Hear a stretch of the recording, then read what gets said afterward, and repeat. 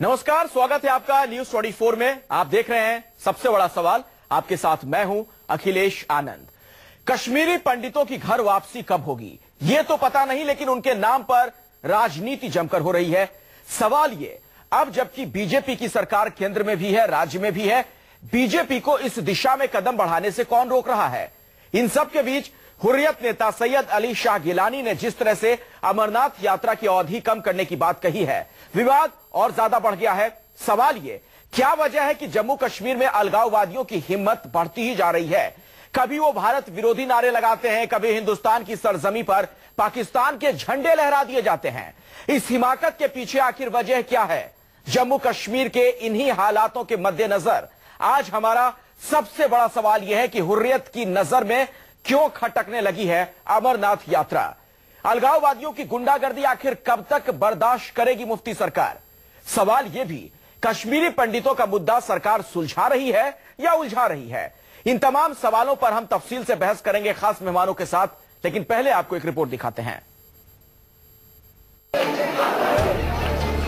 इन तस्वीरों को देखकर हैरान ना होइए, लेकिन अफसोस जरूर कीजिए, क्योंकि ये तस्वीरें पाकिस्तान के किसी इलाके की नहीं है।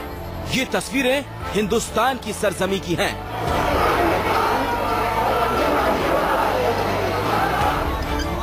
कश्मीर के त्राल में शुक्रवार को हुर्रियत के नेता सैयद अली शाह गिलानी की रैली थी।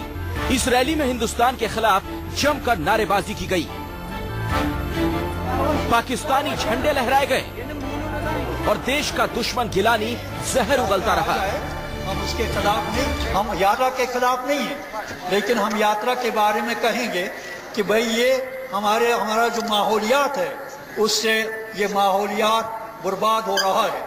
और यहाँ जो ग्लेशियर है, जब लाखों की तादाद में लोग आते हैं और इंसानों का हाथ जब ग्लेशियर पर पड़ता है तो वो गल जाते हैं और फिर सैलाब आ जाता है और पानी के जो जराया हैं वो हमारे छिन जाते हैं। इसलिए हम कहते हैं कि यात्रा आ जाए, हम उसके खिलाफ नहीं, लेकिन एक तो वक्त की पाबंदी, काम वक्त हो, ज्यादा से ज्यादा 15 दिन या ज्यादा से ज्यादा उससे 3 ज्यादा से ज्यादा। अफसोस है कि हिंदुस्तान की सरजमी से गद्दार गिलानी हिंदुस्तान के खिलाफ जहर उगलता रहा, लेकिन जम्मू कश्मीर की सरकार के कान में जूं तक नहीं रेंगी।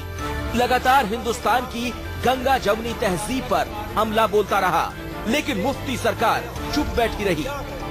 जब मुख्यमंत्री से इस बारे में सवाल हुआ तो उनका जवाब क्या था, जरा सुनिए। अमरनाथ लैंड लोग हुआ सुनिए बात, उनके खिलाफ कोई कार्रवाई करने कोई नहीं है, लोगों खिलाफ कोई कार्रवाई करने उससे नहीं। मैं वही कहता हूँ, कार्रवाई तो वो गिने चुने, जहाँ कार्रवाई लेनी होगी लेंगे, लेकिन यात्रा के हक में लोग हैं, यात्रा के खिलाफ। लेकिन सर सवाल ये है कि मुफ्ती साहब कब करेंगे कार्रवाई? आखिर बरसों से चली आ रही अमरनाथ यात्रा हुर्रियत को अब क्यों खटकने लगी?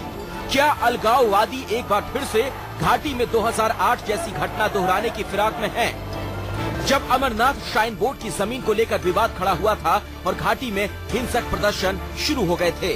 अगर ऐसा होता है तो मसर्रत की तरह ही गिलानी पर कार्रवाई क्यों नहीं?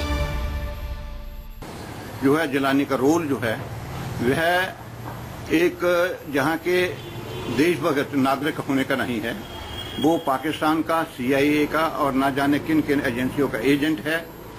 और सरकार से हम इस बार कहेंगे, और हमने आज कहा भी है, हम इनसे बार बार कह रहे हैं कि ऐसे जो नेता हैं जो कश्मीर के अंदर पाकिस्तान के झंडे उठवाते हैं, पाकिस्तान जिंदाबाद के नारे लगवाते हैं, इनको तुरंत सलाखों के पीछे ठोक देना चाहिए। जैसे मसरत को ठोका है, इसको भी ठोक देना चाहिए। गिलानी ने सिर्फ अमरनाथ यात्रा पर ही सवाल नहीं उठाए। अपने जहरीले भाषण में गिलानी ने कश्मीरी पंडितों के पुनर्वास को गलत ठहराते हुए कश्मीरी पंडितों को अलग से बसाने का विरोध भी किया। उधर वादी में कश्मीरी पंडितों को लेकर सियासत गर्म हुई, इधर दिल्ली में जंतर मंतर पर कश्मीरी पंडितों ने भी अपनी मांग को लेकर प्रदर्शन किया। कश्मीरी पंडित घाटी में मारे गए अपने साथियों को इंसाफ के लिए जांच आयोग की मांग कर रहे हैं। साथ ही पुनर्वास योजना में कश्मीरी पंडितों की नुमाइंदगी की भी मांग कर रहे हैं। हो सकता है कश्मीरी पंडितों के पुनर्वास के मुद्दे पर सरकार गंभीर हो, लेकिन सवाल ये है, जिस तरह से अलगाववादी नेताओं पर सरकार बेबस नजर आ रही है, उससे ये सवाल भी उठ रहा है कि कश्मीरी पंडितों का मुद्दा सरकार सुलझा रही है या उलझा रही है। आसिफ सुहाफ, श्रीनगर, न्यूज़ 24। इन्हीं सवालों पर बातचीत करने के लिए कई खास मेहमान हमारे साथ जुड़ रहे हैं। सबसे पहले अपने मेहमानों से मैं आपकी मुलाकात करवा दूं। मेरे साथ आरती मेहरा, भारतीय जनता पार्टी के नेता मौजूद हैं। कांग्रेस से प्रेमचंद मिश्रा साहब मेरे साथ जुड़ चुके हैं और दोपहर का सामना जो कि शिवसेना का मुखपत्र है उसके संपादक हैं प्रेम शुक्ला, वो भी हमारे साथ मौजूद हैं। रफी मीर, पीडीपी के नेता मेरे साथ जुड़ चुके हैं। एक सेपरेटिस्ट नेता भी कुछ ही देर में हमारे साथ मौजूद होंगे। रमेश खजांची जुड़ेंगे, सीनियर जर्नलिस्ट है, उनसे भी हमारी बातचीत होगी। और पहला सवाल आरती मेहरा जी आपसे ही है मेरा। कहां तो कश्मीरी पंडितों की वापसी होनी थी जम्मू कश्मीर में, यहां तो अमरनाथ यात्रा पर भी संकट के बादल मंडराने लगे। अमरनाथ यात्रा पे किसी भी तरह की न अवधि कम होगी, न किसी तरह का कोई चेंज होगा। कुछ सेपरेटिस्ट जिनकी कोई इम्पोर्टेंस नहीं है, जिनको किसी भी तरह की मैसेज जरूर वो गलत दे पाते हैं, लेकिन कश्मीरियत जिस तरह से उन्होंने पूरी जमहूरियत में, पूरी डेमोक्रेसी में विश्वास रख के एक सरकार को चुना है, आम कश्मीरी, चाहे वो मुस्लिम हो, चाहे वो जम्मू का रहने वाला हो, चाहे वो ऊपर रहने वाला हो लेह लद्दाख में, वो विकास चाहता है, वो शांति चाहता है, वो नहीं, ये कहने की बातें हैं, शांति चाहता है, विकास चाहता है, लेकिन ये हो क्या रहा है? ठीक है, वहाँ की आवाम चाहती है कि शांति और विकास हो, लेकिन हर रोज इस तरह की तस्वीरें जो सामने आ रही हैं। एक मिनट, मैं अब रफी मीर साहब से बात करना चाहूंगा। पीडीपी के नेता मेरे साथ मौजूद है। हालांकि आरती मेहरा जी, आप लोग भी वहाँ सरकार में सहयोगी हैं, लेकिन जो बातें आप कहती हैं वहाँ धरातल पर वो चीजें नजर नहीं आती हैं, या तो सरकार में आपकी चल नहीं रही है या फिर पता नहीं क्या वजह है। रफी मीर जी, मुझे जरा ये बताइए, ये क्या हो रहा है जम्मू कश्मीर में? अब तक तो पाकिस्तान के झंडे लहराए जा रहे थे, पाकिस्तान के समर्थन में नारे बुलंद किए जा रहे थे, और अब अलगाववादी नेता गिलानी का यह कहना है कि अमरनाथ यात्रा की जो अवधि है, जो ड्यूरेशन है, वो कम हो।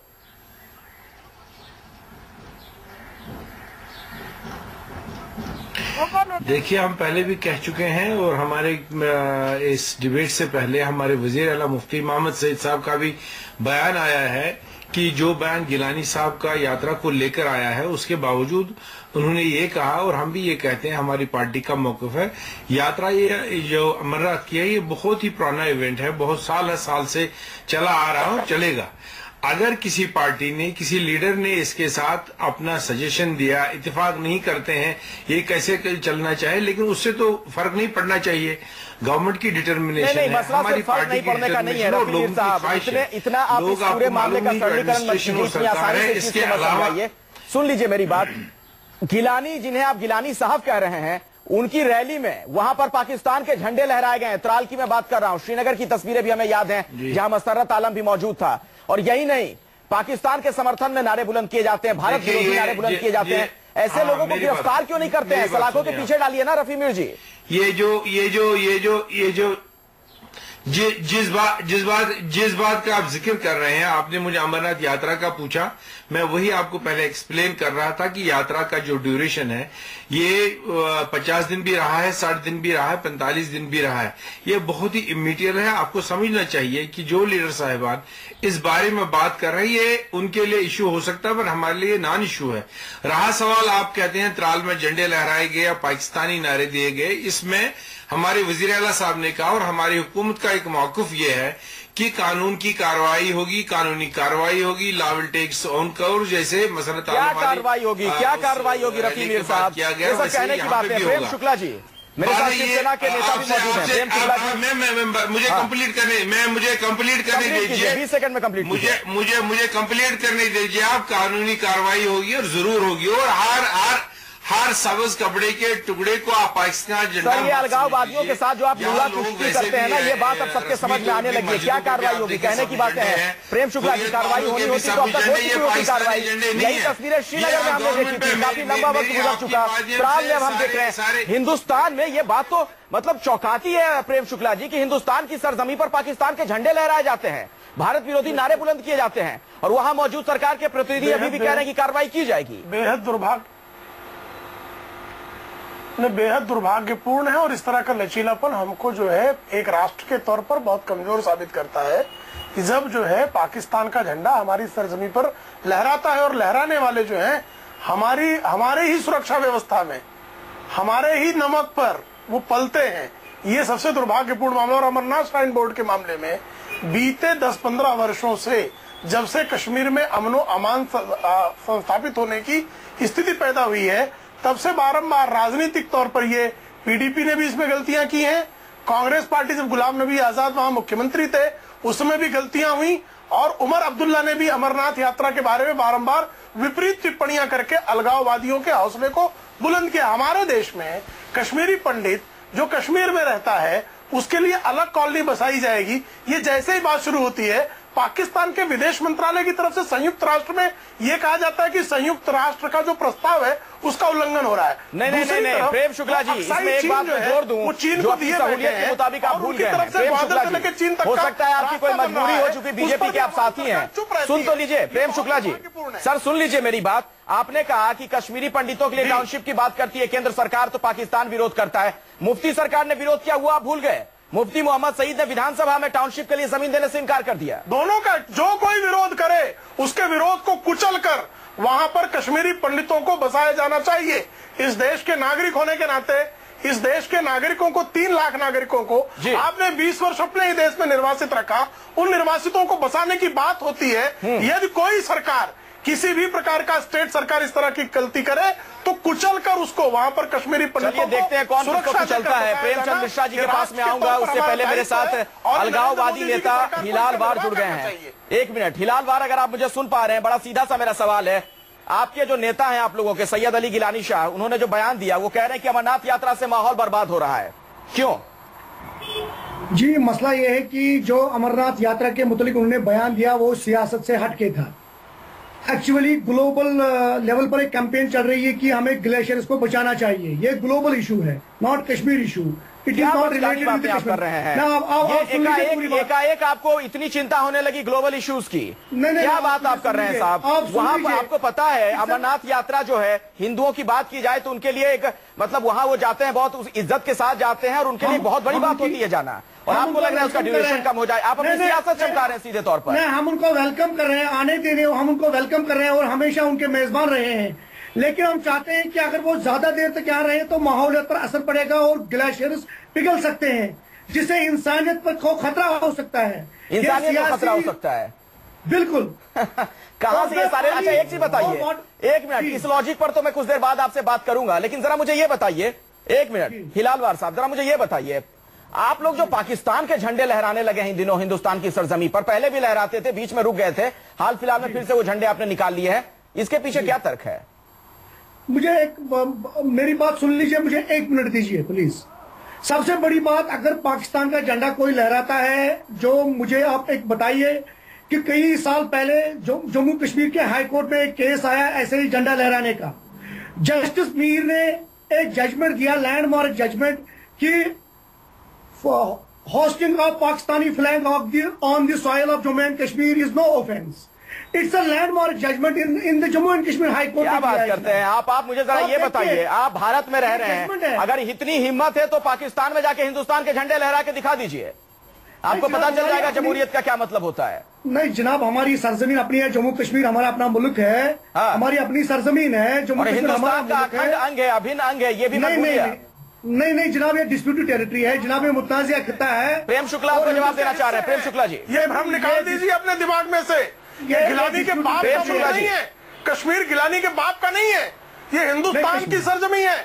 और हमारी जो है दयालुता है, जो आप लोग जिंदा हो, कश्मीर मोदी के बाप का भी नहीं, मोदी के बाप का है, गिलानी के बाप का नहीं है, क्योंकि गिलानी का बाप जो है वो हमेशा नमक हरामी करने पर आमादा रहने वाले लोग हैं। भाषा मर्यादा का ख्याल रखिए। प्रेम शुक्ला जी, एक मिनट, का भी है मोदी के प्रेम शुक्ला जी, हिलाल, आप दोनों से मेरी गुजारिश है कि आप थोड़ा भाषा मर्यादा का आप लोग ख्याल रखें बातचीत में, उत्तेजना में आकर कोई ऐसा शब्द ना बोले। आपको लोग सुन रहे हैं, देश भर में लोग सुन रहे हैं। रमेश खजांची जी, यही इनकी घटिया राजनीति है जो यहाँ पर मौजूद है हमारे साथ हिलाल वार। इसी तरह की राजनीति करके ये अपनी सियासत वहां चमकाते रहते हैं। भारत में रहते हैं, हिंदुस्तान की सरजमी पर, यहाँ खाते हैं, पाकिस्तान के गुण गाते हैं और पाकिस्तान के झंडे लहराते हैं। देखिए ऐसा है, क्योंकि आज रैली हुई वहां पे, ये तो ऐसा होता रहता है इनके साथ, लेकिन इन्होंने अब इसका इतना नाजायज फायदा उठा लिया है कि भारत सरकार इनके खिलाफ कुछ नहीं कर सकती।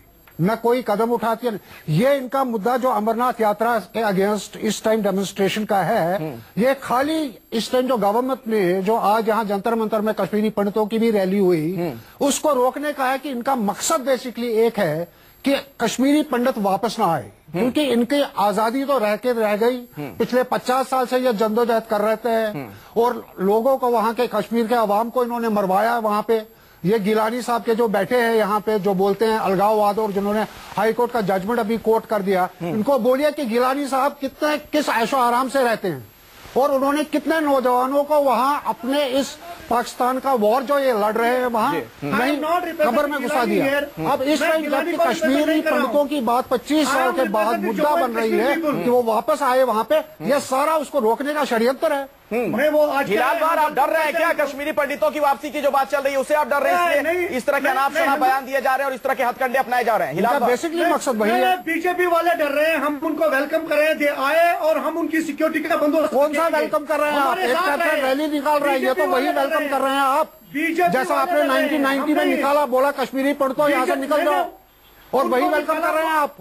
और आपके क्या आपका कोई हिस्सेदारी है? कोई ने निकाला, वो हमारे भाई हैं, वो आए, उनका हक उतना ही है। आप ऐसा एक्शन कीजिए ना, फिर ये डेमोन्स्ट्रेशन क्यों हो रहा है? आप अमरनाथ आज को रोकने वाले कौन होते हैं? अमरनाथ यात्रा को मैं आपने तो इतने सालों से कहा है, कोई नहीं रोकेगा, कोई रोकेगा नहीं। हमने बिल्कुल नहीं, आप रोक सकते हैं, बिल्कुल नहीं रोक सकते हैं। रोकने की तो जरूरत आप लोगों को है, आप लोगों को है, जिसमें फिलहाल मुफ्ती सरकार नाकाम नजर आ रही है। प्रेमचंद मिश्रा जी से मेरा सवाल है, कांग्रेस के नेता से। प्रेमचंद मिश्रा जी, केंद्र सरकार ने कहा कश्मीरी पंडितों के लिए अलग टाउनशिप की बात करते हैं, ऐलान किया जाता है। मुफ्ती मोहम्मद सईद विधानसभा में टाउनशिप के लिए जमीन देने से इनकार कर देते हैं और दोनों मिलकर वहां पर सरकार चला रहे हैं। कहीं ऐसा तो नहीं कि बस जनता की नजरों में धूल झोंकने के लिए नूरा कुश्ती है?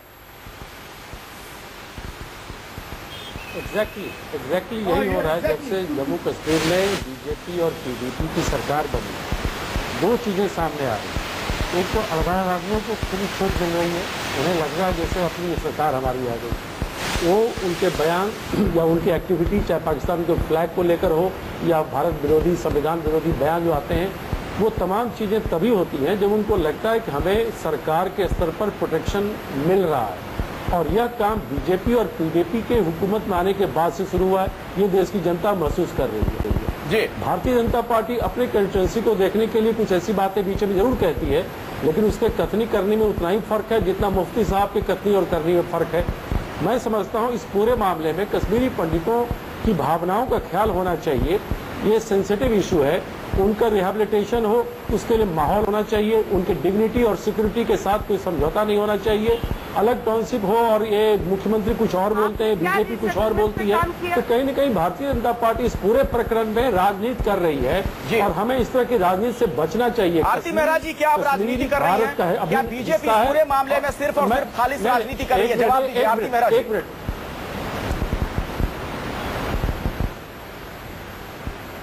देखिए, राजनीति पूरी तरह से अगर कोई कर रहा है तो वो कांग्रेस कर रही है। कांग्रेस ने अभी पीछे जब इनकी मिलीजुली सरकार थी, हम ये कितनी फैमिलीज को रिहैबिलिटेट कर पाए। हमने 14 अगस्त 2014 अगस्त को जब से सत्ता में आए हैं, अमन चैन को खराब करने पर तुली हुई और लाख लोगों से ज्यादा, 1 लाख लोगों से, प्रेमचंद जी आपके बीच में नहीं बोली थी, कृपया आप अपने वक्त आने पे बोलिए। 14 अगस्त को लाख लोग से ज्यादा सेपरेटिस्ट थे जो झंडे इनके लहराए गए 2014 में। ये क्या बात करते हैं? अभी तो हम ये आंकड़े पेश कर सकते हैं अखिलेश जी कि वहां पे धीरे धीरे लोग अलगाववादियों को छोड़ते चले जा रहे हैं, उन्हें उनका असली चेहरा नजर आता जा रहा है। वो भारत का अभिन्न अंग बने रहना चाहते हैं। कहाँ बने रहना चाहते हैं? मेरे साथ अलगाववादी नेता मौजूद हैं, वो तो डंके की चोट पे कह रहे हैं कि डिस्प्यूटेड टेरिटरी है। कहाँ पे लाखों राष्ट्र विरोधी नारे दे रहे हैं, बुलंद कर रहे हैं। हमारे साथ यहाँ पर रफी मीर मौजूद है। हिलाल वार जी से पूछिए। हेलो, देखिए आप उनसे देखिए, इनका धीरे धीरे घटता हुआ और भारत सरकार पूरी सुरक्षा देगी पूरी अमरनाथ यात्रियों को, और उसके साथ ही साथ समय सीमा, बिल्कुल समय अवधि कम नहीं की जाएगी। और दूसरी बात, अलगाववादियों को किसी भी हालत में जो देश प्लान वे में आपने माहौल को खराब कर दिया है। आरती मेहरा जी, देखिए आरती मेहरा जी, ये तमाम बातें कहीं तो जा रही हैं, लेकिन कुल मिलाकर जो तस्वीर नजर आ रही है, तस्वीर जो कुल मिलाकर दिख रही है, प्रेम शुक्ला जी, कश्मीर का जो मुद्दा है, खासतौर पर कश्मीरी पंडितों का मुद्दा, वो सुलझने की बजाय इन दिनों उलझता हुआ दिख रहा है। प्रेम शुक्ला जी, जाएगा निश्चित तौर पर उसको उलझने से बचाकर सुलझाने की आवश्यकता है। कश्मीरी पंडित पिछले 25 वर्षों से अपने देश में निर्वासित है, उस पर राजनीति किए जाने की बजाय हमारे देश की संप्रभु देश की महत्ता को बनाए रखने के लिए हम एक शक्तिशाली देश हैं, ये सिद्ध करने के लिए सुरक्षा पूर्वक कश्मीरी पंडितों को कश्मीर में पुनर्वास होना आवश्यक है, और भी कश्मीरी पंडित जिसमें अपने को महफूज समझे उस आधार पर किया जाना आवश्यक है, और सरकार को ये सुनिश्चित करना चाहिए।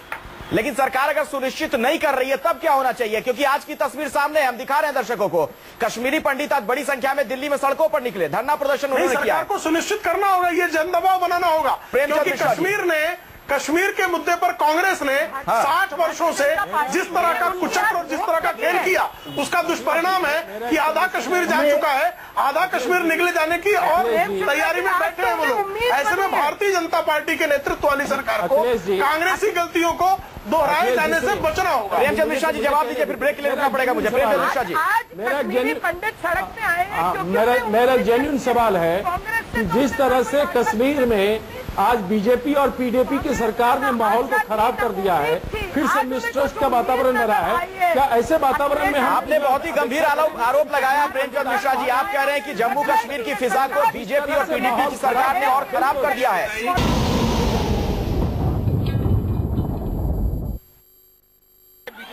है, सूबे में भी बीजेपी एनसीपी, हम चाहते हैं कि हमको अपना सेपरेट होमलैंड मिले, जहाँ ओन गवर्नमेंट, हमारी ओन गवर्नमेंट, हमारी own people, we want go to back, we want our homeland, हमें अपना चाहिए, कश्मीर वापस चाहिए, हिंदू सारे वापस चाहिए।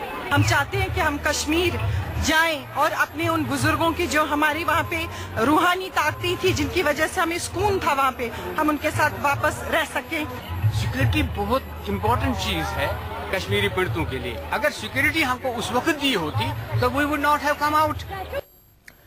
जिन लोगों को आपने सुना, ये या इनके फिर नाते रिश्तेदार आज से 25 साल पहले जम्मू कश्मीर में अमन चैन के साथ रहते थे, लेकिन उसके बाद इन्हें भागना पड़ा। और देखिए आज क्या हालात है, दिल्ली में प्रदर्शन करते हैं और इनकी मांग है सरकार से, केंद्र सरकार से, जम्मू कश्मीर की सरकार से कि इनकी वहां पर वापसी हो। मेरे साथ पीडीपी के नेता लगातार बने हुए रफी मीर।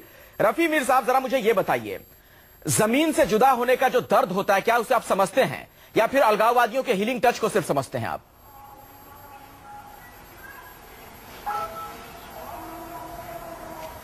मैं आपको एक बात बता देना चाहता हूं, अभी जरा ध्यान से सुन लीजिए, ताकि सारा देश जो आपकी नेशनल चैनल पे इस वक्त हमारी बातें सुन रहा है, ये मामला न लड़ाई से, न जंग से और न टीवी डिबेट से हल होगा।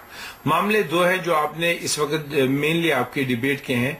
एक जो ये सवाल आप पूछ रहे हैं माइग्रेंट्स का वापसी का सवाल, अभी कांग्रेस के मिश्रा जी कह रहे थे, न पीडीपी ने ये किया वो किया। मुझे बताइए 3 साल मिले मुफ्ती मोहम्मद सईद को 2002 से 2005 तक।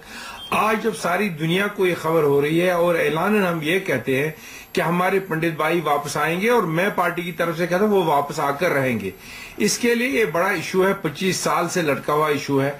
एप्रीहेंशन है पंडित भाइयों के दिमाग में भी कि हम किस तरह जाएंगे, कहाँ रहेंगे, किन मुश्किलात का सामना होगा। और हमारी जो वजीर आला साहब का मौक़िफ़ है, जो उन्होंने वहां असेंबली में भी कहा, हम चाहते हैं कि हमारे साथ आकर रहें, इनको सिक्योरिटी की नहीं, फौज की नहीं, पुलिस की नहीं, हमारी सुरक्षा की जरूरत है, हमारे साथ इकट्ठे रहने की जरूरत है। मैं आपको गुजारिश कर देना चाहता हूं कि हमें अलाउ कर लीजिए इस प्रोसेस को आगे बढ़ाने के लिए, इस प्रोसेस को रुकावट के लिए, या कोई लोग जो डिफर करेंगे बात करने से, उनके कहने से ये अमल रुकेगा तो नहीं। हम कमिटेड है और आपकी मैं बताता हूँ, हमें कोई नहीं रोक सकता, कोई आवाज नहीं रोक सकती है, ये कोई आवाज नहीं रोक सकती है, लेकिन बैटल ऑफ आइडियाज है। किसी ने बात कह दी तो आप टीवी चैनल पे कहते हैं शायद रोक दी किसी ने। हमारी सरकार इतनी कमजोर नहीं है। इस पे जो बैठे हुए हैं मुफ्ती मोहम्मद सईद, वो हिंदुस्तान के गृह मंत्री रह चुके हैं, बड़े स्ट्रांग हेडेड हैं, और उनका डिसीजन है वो इम्प्लीमेंट होगा। पता है हमें कितने मजबूत हैं, वो अभी मुख्यमंत्री हैं, उसी जम्मू कश्मीर में पाकिस्तान के झंडे लहरा दिए जाते हैं।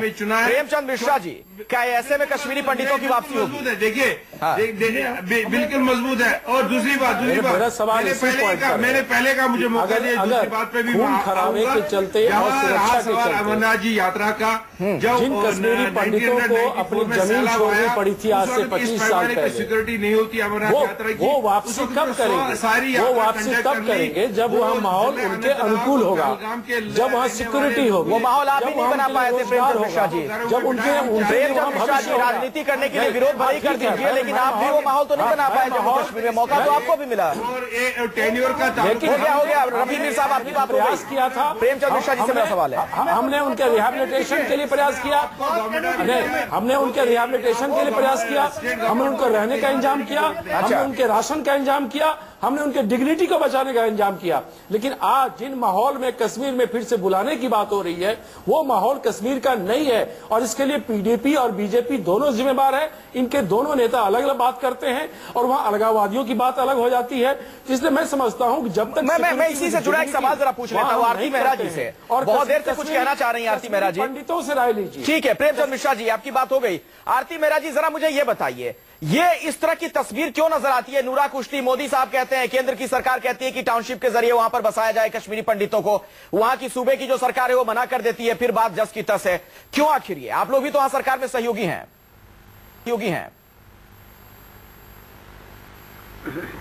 पूरे सहयोगी हैं। हमारे कॉमन मिनिमम प्रोग्राम में इसकी पूरी चर्चा होकर यह डिसाइड किया गया है कि एक टाउनशिप बनेगी। हम इसमें इंटरनेशनल इंटरफेरेंस को किसी भी तरह से बर्दाश्त नहीं करेंगे।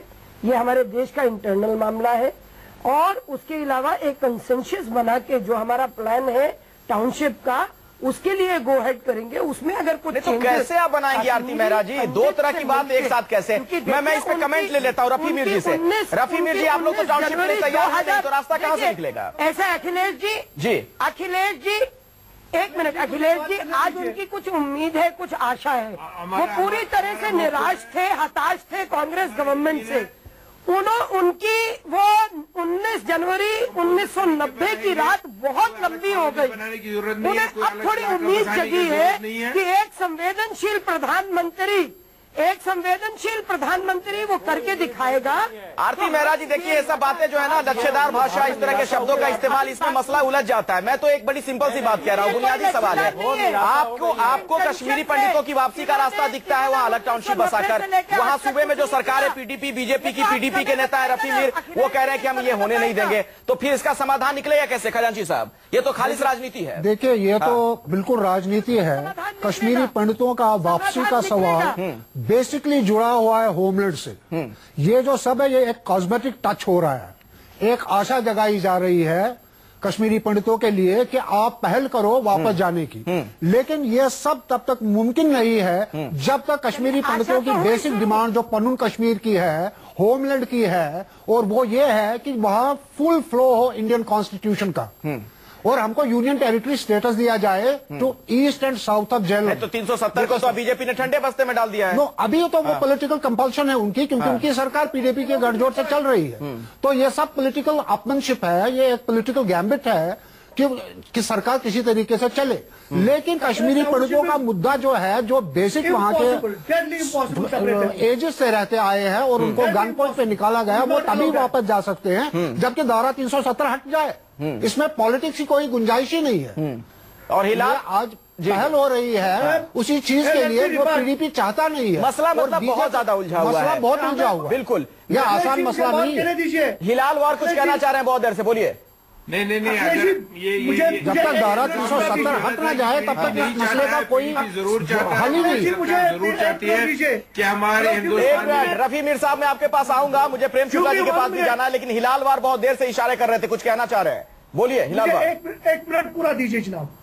इनको आप बुला। सबसे बड़ी बात, पंडितों की वापसी की दुनिया की कोई ताकत उनको नहीं रोक सकती कि वापस आने के लिए हम उनको गले लगाने के लिए तैयार हैं, क्योंकि उनका अपना अच्छी बात है, ये बात आप मानते हैं, कोई ताकत नहीं रोक सकती है। सिर्फ बात, आप भी नहीं रोक सकते। लेकिन हम अलग, वो हमारे साथ रहे, अलग हम उनको रहने नहीं देंगे। वो हमारे भाई है, बहन है, हमारे गले मिल के रहे। अलग अगर वो होमलैंड चाहते हैं, वो डेट इज पॉसिबल। अलग रहने ना रहने इसके लिए माहौल को बनाइए हिलाल बार, माहौल को बनाइए। आप वहाँ पर पाकिस्तान के झंडे लहराने लग जाते हैं, आप पाकिस्तान के समर्थन में नारे बुलंद करने लग जाते हैं त्राल में और श्रीनगर में। माहौल को आप नहीं बनने दे रहे हैं वहाँ पर। बीजेपी गवर्नमेंट सियासत कर रही है उनके लिए, हम उनको आने के लिए उत्सव है, हम बेचैन है उनको आने उनकी आमद के लिए। आज एक बहुत ही अच्छा नारा दिल्ली में पंडितों की रैली में आया, एक नारा था उन्होंने दिया, ये जिस कश्मीर को खून से सींचा वो कश्मीर हमारा है। वो आज पंडितों ने दिया, वही नारा हमारा भी है। कश्मीर जम्मू कश्मीर के लोगों का है और ये एक डिस्प्यूटेड टेरिटरी है। प्रेम शुक्ला जी, प्रेम शुक्ला जी देखिए कितनी चालाकी से हिलाल वार इन बातों को तार्किक तरीके से सामने रख रहे हैं। वो कह रहे हैं कि हम दोनों का वही नारा है, दिक्कत कहाँ है, दिक्कत कहाँ आती है? एक तरफ आप इस तरह की बातें करते हैं, दूसरी तरफ हिंदुस्तान विरोधी गतिविधियां करते हैं, अलग अलग नारा है। प्रेम शुक्ला जी, जब तक जो है कश्मीरी पंडितों को निर्भय होकर कश्मीर में रहने का अवसर नहीं प्रदान किया जाता, तब तक ये जिस तरह का हिलाल दावा कर रहे हैं, ये इसी तरह से है कि आप जो है गाय को सियारों के कुनबे में निमंत्रण भेज रहे हैं। तो गाय को सियारों के कुनबे का निमंत्रण कभी भी स्वीकार्य नहीं होगा। पहले वहां कश्मीरी पंडित महफूज रह सकते हैं, ये विश्वास कश्मीरी पंडितों के मन में पैदा करने का वातावरण दे, जिसमें मुफ्ती मोहम्मद सईद बनाई है इसके लिए कार्यकाल में विफल रहे हैं। कमेटी बनाई है, हम जिस तरह से उन्होंने कश्मीरी पंडितों से किया है, जिस तरह से वो आतंकवादियों के प्रति उदार है, जिस तरह से उनका रिकॉर्ड है, रवैया सईद के लिए आतंकियों को छोड़ दिया, उनके इस रिकॉर्ड के बाद कोई भी कश्मीरी पंडित बिना असल में सुरक्षा व्यवस्था के वो कश्मीर में जाना खुद को महफूज नहीं पा रहा है। तो इनकी जो शर्त है, अरे सुन लीजिए हिलाल वार जी, प्रेम शुक्ला जी को सुन लीजिए। भाई बहन तो आप यहाँ कश्मीरी पंडितों को बता रहे हैं और वहाँ जो पाकिस्तान में आपके आका बैठे हुए हाफिज सईद, उनसे फोन पर बात करते रहते हैं गिलानी साहब, क्या बात करते हैं, कुछ बताते हैं क्या आपको कभी? कि वो गिलानी साहब को बताया, हमें नहीं पता कौन किसे बात कर रहा है। आई रिप्रेजेंट ऑल पार्टी सूरत conference led by Mirwaiz Umar Farooq. चलिए रफी मीर जी, प्रेम शुक्ला ने जो बातें कही, प्रेम शुक्ला जी कह रहे हैं कि आप एक तरीके से कश्मीरी पंडितों को जो वहां पर इस वक्त में इस माहौल में बुला रहे हैं, ऐसा लगता है कि सियार के मान में गाय को आप बुला रहे हैं। ये स्थिति कैसे बदलेगी?